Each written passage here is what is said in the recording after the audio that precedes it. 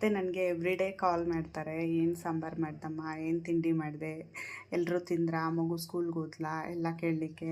ನಿಜವಾಗ್ಲೂ ಒಂದು ಟೈಮು ಖುಷಿ ಆಗುತ್ತೆ ನಮ್ಮ ಅತ್ತೆ ಈ ಥರ ಪ್ರತಿ ಟೈಮ್ ನನಗೆ ಬೆಳಗ್ಗೆ ಆಗಲಿ ನೈಟ್ ಆಗಲಿ ನಾನು ಕಾಲ್ ಮಾಡಲಿ ಬಿಡಲಿ, ಬಟ್ ಅವರಂತೂ ಬೇಜಾರು ಮಾಡ್ಕೊಳ್ಳೋದಿಲ್ಲ. ಅವರೇ ಕಾಲ್ ಮಾಡ್ತಾರೆ, ಅಪ್ಡೇಟ್ಸ್ ತೊಗೋತಾರೆ. ನಿಜವಾಗ್ಲೂ ನಾವು ಅವರಿಂದ ಕಲಿಯೋದು ತುಂಬಾ ಇದೆ. ಅವ್ರಿಗಿರೋ ಪೇಷನ್ಸ್ ನಿಜವಾಗ್ಲೂ ನಮಗೆ ಬರಲ್ಲ ಅಂತ ಅನಿಸುತ್ತೆ.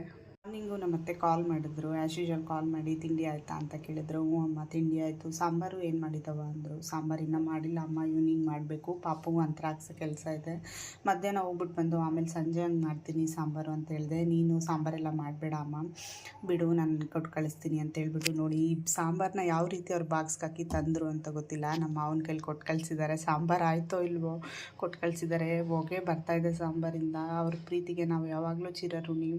ದೇವ್ರ ಹತ್ರ ನಿಜವಾಗ್ಲೂ ಒಂದು ಹೂವು ಹೆಚ್ಚಾಗಿ ಪಡೆದಿದ್ದೀನಿ ಅಂತ ಹೇಳ್ಬೋದು ಈ ಥರ ಅತ್ತೆನ ಪಡೆಯೋದಕ್ಕೆ.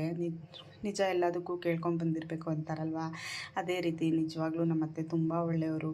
ಅವ್ರ ಮೇಲೆ ಅವರು ನಿಜವಾಗ್ಲೂ ಅವ್ರ ಪೇಷನ್ಸ್ಗಾಗಲಿ ಇಂಥದ್ದು ಹಿಂಗೆ ಅಮ್ಮ ಈ ಥರ ಅಂದರೆ ಸಾಕು, ಅವ್ರ ಮಗಳಿಗಿಂತ ಹೆಚ್ಚಾಗಿ ನೋಡ್ಕೋತಾರೆ ನಮ್ಮನ್ನು.